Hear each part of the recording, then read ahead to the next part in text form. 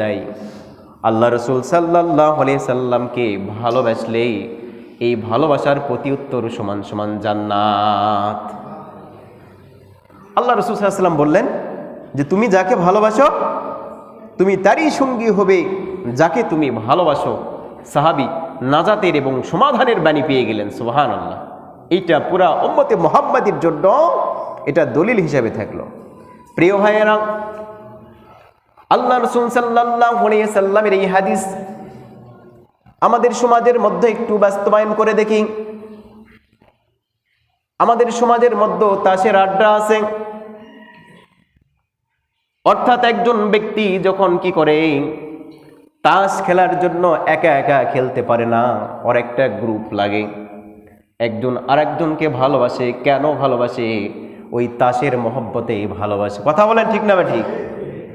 প্রিয় ভাইয়েরা, একজন ব্যক্তি মদ খায়, কেউ কেউ মদ বানায়, এদের একটা গ্রুপ থাকে। একসঙ্গে মদ খাইতে খাইতে এরকম ভাবে বলে তুমি কতটুকু খেতে পারো আর আমি কতটুকু খেতে পারি। এরকম পাল্লা পাল্লি লাগে।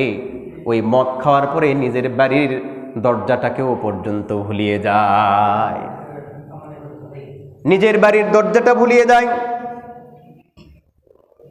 সমাজের মধ্যে যদি কোনো সুদের ব্যবসা থাকে, এই সুদারুদের সম্পর্ক থাকে আর একটা সুদারুর সাথে।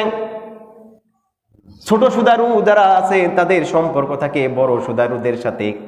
কি করে তার এই সুদের ব্যবসাটাকে সমাজের মধ্যে প্রতিষ্ঠিত করবে, এই বুদ্ধিটা বড় সুদারুর কাছ থেকে নাই। কথা বলেন ঠিক না বা ঠিক? প্রিয় ভাইয়েরা, আল্লাহ রাসূল বললেন তুমি তারই সঙ্গী হবে যাকে তুমি ভালোবাসো।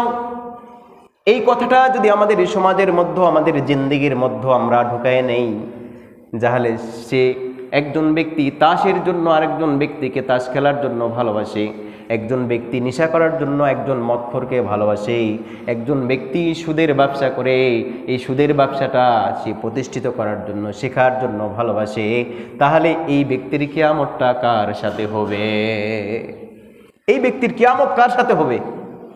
দুনিয়ার বুকে যে যে কওমের অনুসরণ করবে সে কওমের সাথেই তার হাসর হবে।